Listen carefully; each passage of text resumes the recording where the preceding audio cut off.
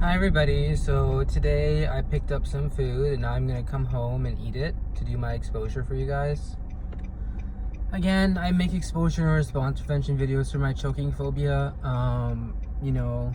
It's an odd thing to do. I don't really see a lot of views or even to be quite popular, but it's just that I like making them for people who perhaps might think therapy is too expensive. So basically, this is what I did in therapy. I sat down, I literally ate almost the same food and sat down, ate it, and kind of just sat with my anxiety and watched it come down. Since I can't afford therapy for a while either, since I haven't been working for a while, I have tried to also do this myself until I can work up, I guess, the money to afford another therapist again. So basically, I'm gonna make the video here because, I don't know, I saw another YouTuber do this on her phone. Not do an exposure video, but her name is Christina Jones. She did, from the Happy Family Show, she did like a cool vlog on her car. I thought she looked so cool. She was like, I'm so cool, I'm doing a vlog on my phone in the car. So, like busy, I have a life. So I wanna be like that. I'm copying that. I don't know if it's gonna work or not. So basically, I'm gonna just, I had a little bit of food earlier because, as I said, sometimes when I wake up, I'm very well rested, and I feel this like fight, flight, or freeze response where I kind of like am anxious to eat, but at the same time, I know in my mind I need to have at least one bite of some food, even if it's a chip or a bit of cheese, just to tell anxiety who's boss. Until I get my food, because I feel like if you don't stop it in the beginning.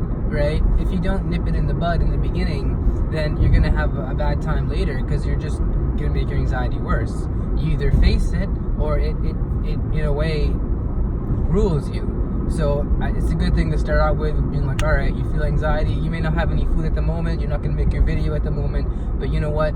In your case, if you guys don't make YouTube videos, journals or whatever, eat something, just something very small, and just trying to stay with the anxiety. Today I'm gonna eat French fries and chicken nuggets. Why? Because they're yummy, and I don't really eat a lot of food from home. Ever since my parents divorced, I don't really eat my stepmom's food. I've tried it once or twice, but I just, it was just kind of weird, and can't really explain it. There's certain foods, as I explained, I don't eat. I don't know, just since the divorce, like parathas. There's a certain type of parathas called curry leaf parathas. They're sold at like No Frills. I think Walmart has them. Really any parathas, but definitely curry leaf. Just to give me an idea, maybe I should work on my exposures and maybe get like one paratha and then work my slowly way up to like curry leaf. Slowly, right? Maybe have like a bite of one. It's a good idea. Anyway, I'm getting off track. So basically, during the divorce, I ate a lot of those parathas. See, my mom and dad were working. They're all out. They didn't really have time to like, I don't know. They had time to cook, but it was just, there was like, in the morning, in the summer vacations, when you don't really have, your parents around, they're all at work, and you wake up at like 11, 12, right, because you don't have school, you want to eat something, so I would make eggs with parathas, fried eggs with parathas, and it just, I ate a lot of them until I finally, I thought I was choking on one of them, and it was too much. I don't know what happened. Eventually, I remember one day, my friend, I told him about my choking phobia, and then I asked him if he wanted to take, and he asked me if he wanted to take me to the doctor, and I was like, no, I'm good. And I really should have said yes, but I said, no, I'm good. He was outside with my brother on the deck, and I was like, I'm good. I'm just gonna relax, trying to have some food. So right when they're about to leave, I'm cooking my food and it's done. I'm about to dig in, and they all leave. So I guess that might have been a response I wanted to prevent. Not them leaving, but me caring that they're leaving, so that they couldn't give me the Heimlich maneuver or help me. Because when I felt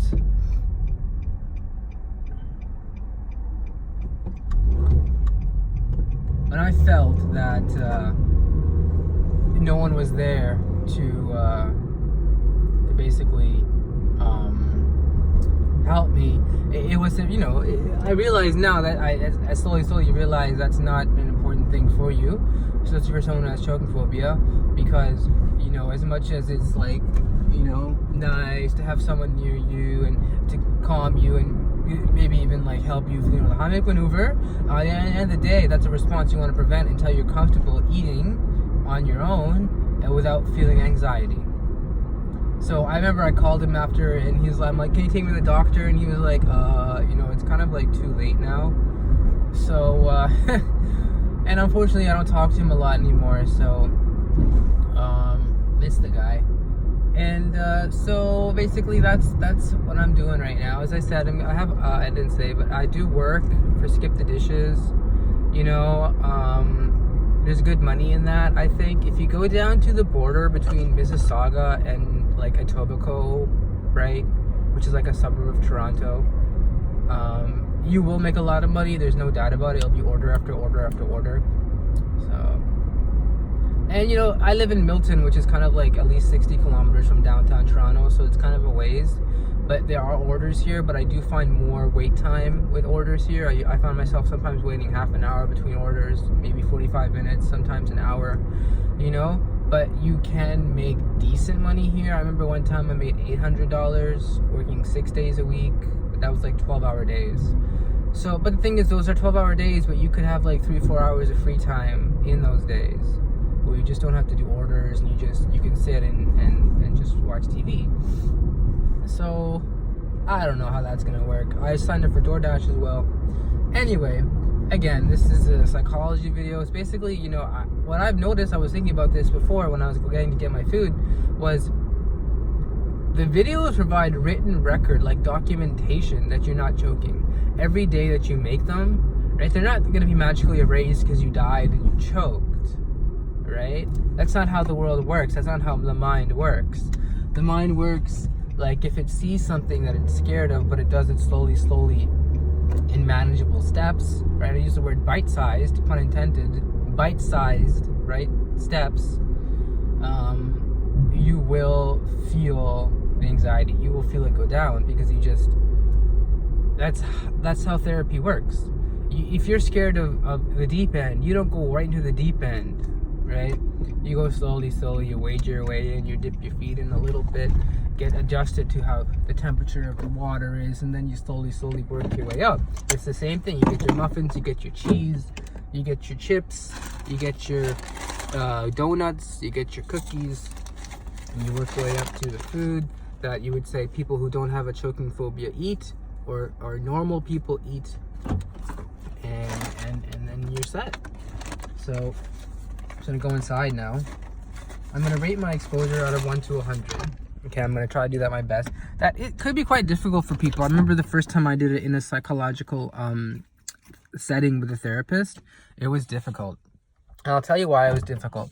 It was because basically I've never done it before.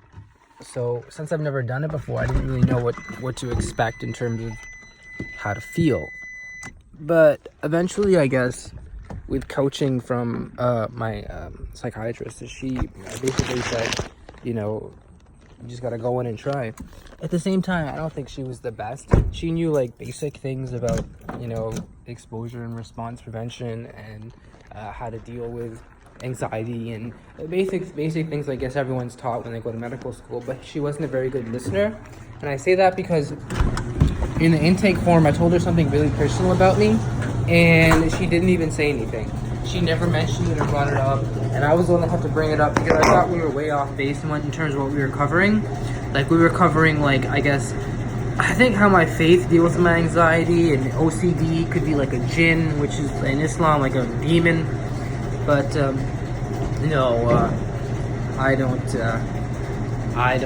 I thought we were being a bit off base. Anyway, I'm gonna say Bismillah to enter the room. I know I'm not supposed to be saying these things. My doctor said stay away from all these prayers. I have to kind of face my anxiety on my own. I can't really, run away or avoid it. And my dad's like, no, that's kind of bad. You shouldn't be doing that. At the same time, this guy is like ridiculously smart. So I'm at a crossroads in terms of what I should do. Should I follow him, or should I, right? Or should I follow my faith? It's hard to say what exactly I should be doing. Anyway, proceeding with the exposure. So on a scale of 1 to 100, right now, my anxiety level is, my anxiety level would be I want to say like 30. Okay. So, go ahead and try some of these fries now.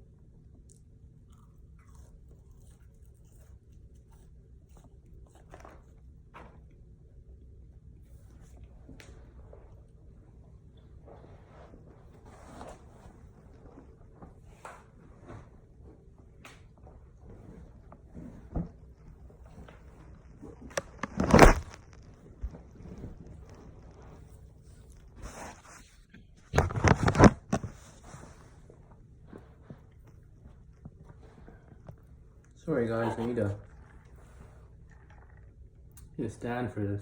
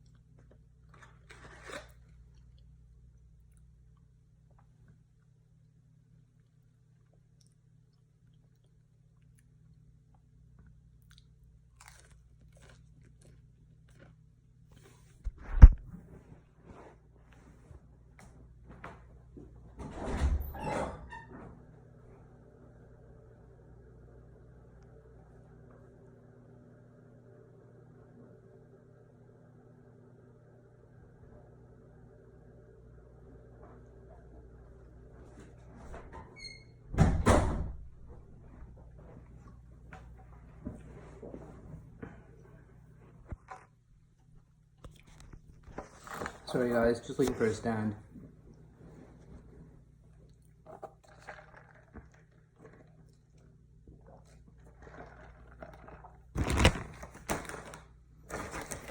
Yeah, I find my religiosity. OCPD has different subtypes. One of them's like religiosity, right?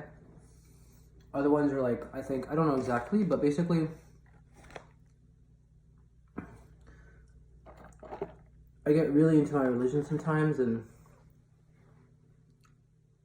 sometimes I even thought it was like okay to like somehow convert away from homosexuality. And I felt at peace when I was doing that. It's just, is that who I am? Is that my destiny that I'm supposed to be? Because I feel better proud of who I am. or I've been closeted. I already came out, you know?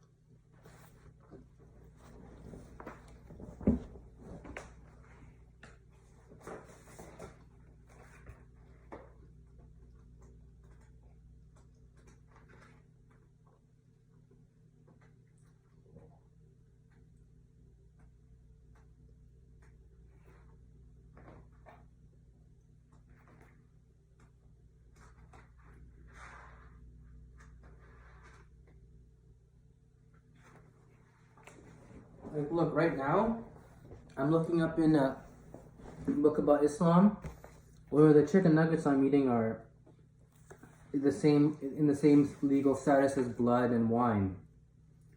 Because if they are, I'm gonna have to, clean where I pray. Spill blood, feces, wine, and no. So that's how my OCPD sometimes, crosses with my religion.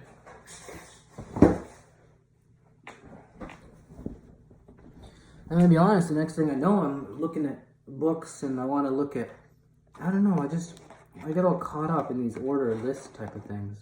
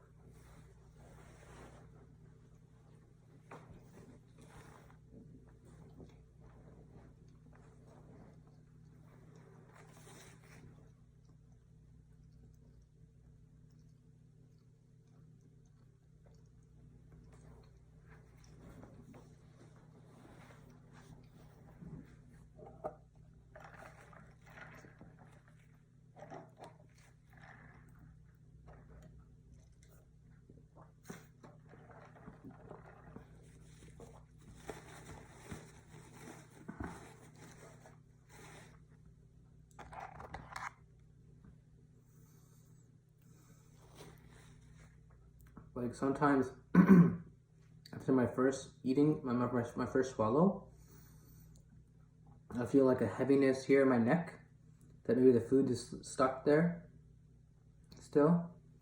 But I was reminded of how one of the symptoms of anxiety is muscle tension. And I've always had muscle tension since I was like a very little kid here on my back of my neck. I'm not really sure why. So you got to think logically like that. Could it be you're choking? Okay, it's possible. Are you talking? Are you coughing? Right? If you're talking, you're probably not choking. Or could it be something else, like another disorder, like anxiety or muscle tension or stress? You just have a bad day, or you're just freaking out. Or you don't have an appetite, or a physical illness, like I have GERD. It might contribute, or I know certain medications and like cancers. So you gotta rule things out before you say, why am I swallowing like this, or why do I feel like this? Hope that makes sense.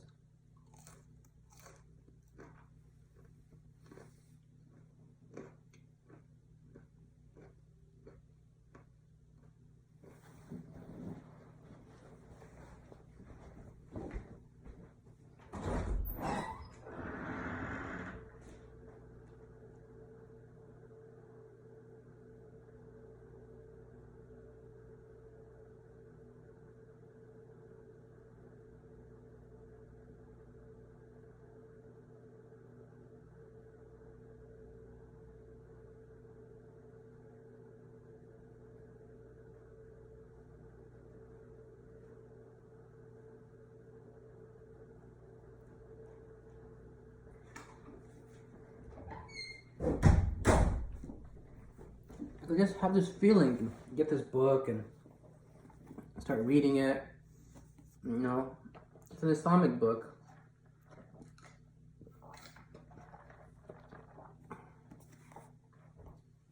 I haven't read it yet, but I read most of the poems in it.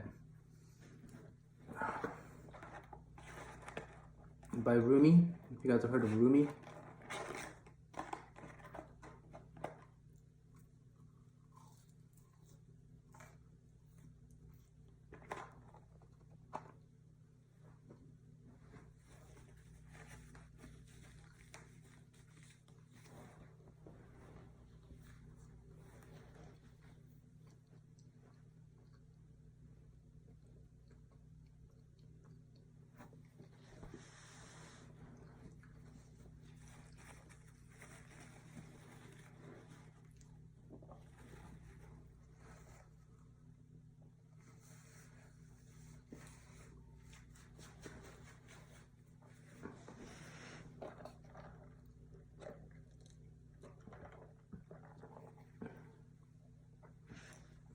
To stay my anxiety.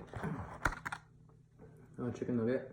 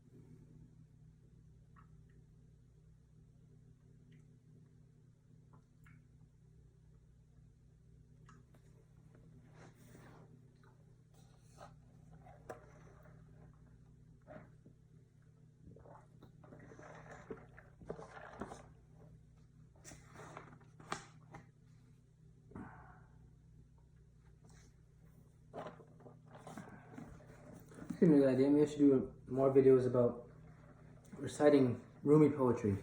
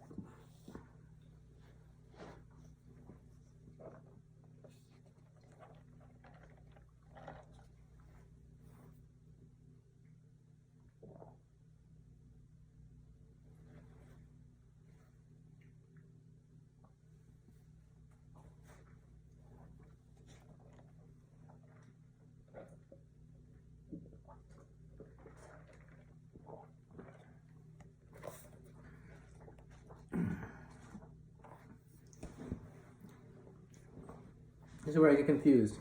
This is like Islam, right? It's a good deed. I like doing good things from time to time. I should do more. I guess what I'm saying is, oh, apparently my psychologist said I shouldn't be doing this when I'm eating. It's like, not that I shouldn't be doing it, but he explained it as like comfort or something. It's like, I don't know what he said, but he basically said like he explained it in a way that was more rational.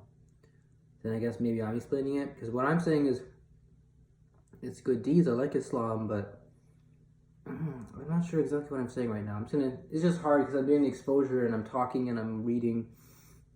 I'm just trying to stick with this. I really shouldn't be reading. I think it's like an urge to avoid or get away, right?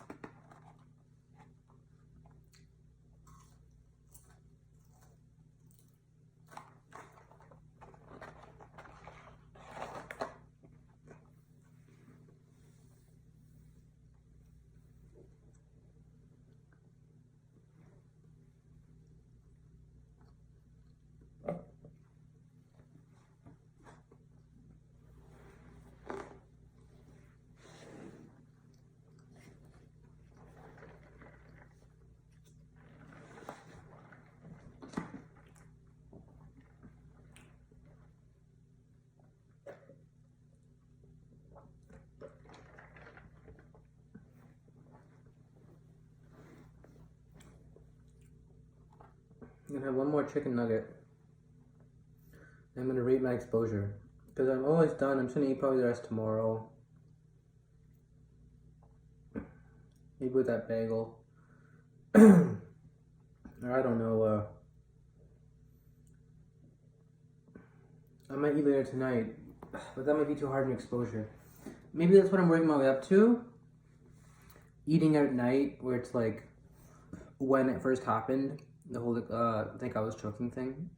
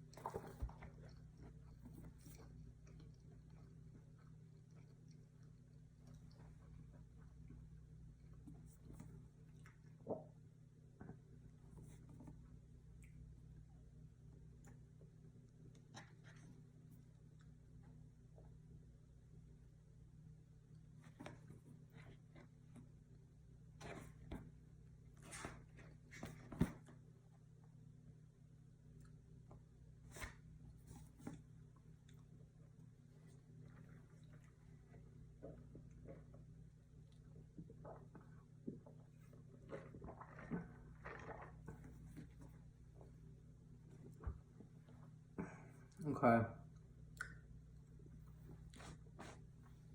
I'm beginning to think these anxiety exposures are getting too easy and thus too boring. But I will finish this one, and I might start doing them at night. Because I do them just when I wake up, like it's 11:50 in the morning. I'd rather do them when I feel more anxiety, to feel even the anxiety go down even more, right? I say the night because that's when I said in a previous video I thought I was choking one time years and years and years ago. So maybe that might have something to do with it. Maybe not, but I do feel something, like I don't eat at night a lot. They just run me like a Coke. And maybe some sweet, like something soft and sweet. But I wouldn't really see myself eating a lot at night. So why shouldn't I? Okay. I have this image in my mind of like, wait, before that I said I'm going to tell you my exposure anxiety level after. So it's 30.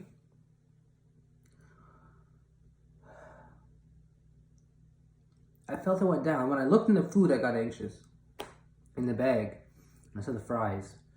But just looking at how much I ate and how good I feel in terms of, like, I'm facing my anxiety and not getting scared, not eating. I might need one more chicken nugget to maybe think. Maybe I'm just hungry still. I have one more chicken nugget, then I'll do the number. I'm still kind of hungry.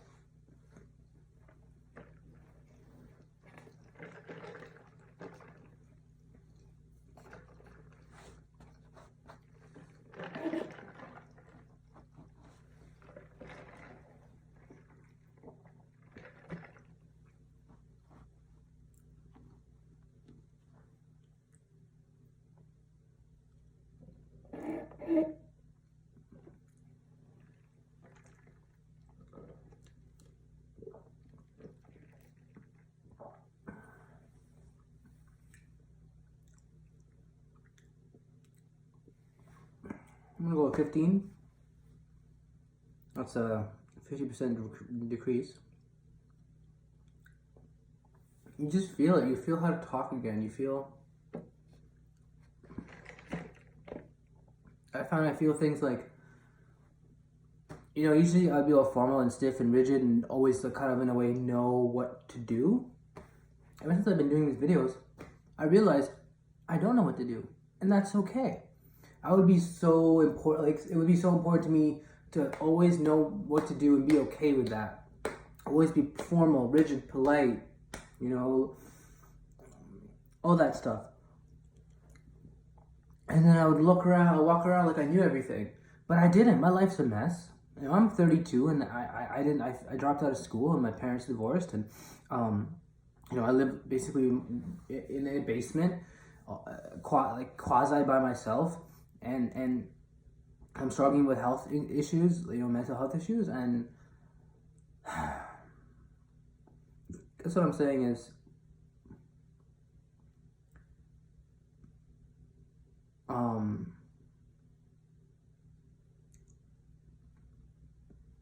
I look around. It's very important to me to feel in control and feel like I know what I'm doing, and I always know what I'm doing. Like I'm the Grand Poobah in a way. Like I'm the God. I'm God. I sometimes think that. Oh my God. I don't sometimes think that, but I think like I have this godly quality where I can just know everything, right? And just walk around, my head held up high, like I'm successful, but I'm not. And it's okay to express that in public in front of people. Strangers don't care. They can't read your mind. They're gonna be like, oh, he's not successful because here's the clothes he wears. How does he know? How do they know? Because the car I drive. How do they know I'm unsuccessful? Right? You got to put your thoughts on trial and record them and stay with them and literally just be okay with them. So, okay. I feel I said 15. So that's it. You'll see another video hopefully tomorrow.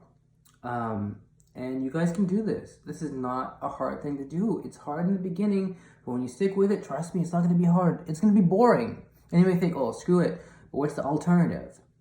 Making boring videos or journals, or living with the fear that you're feeling right now.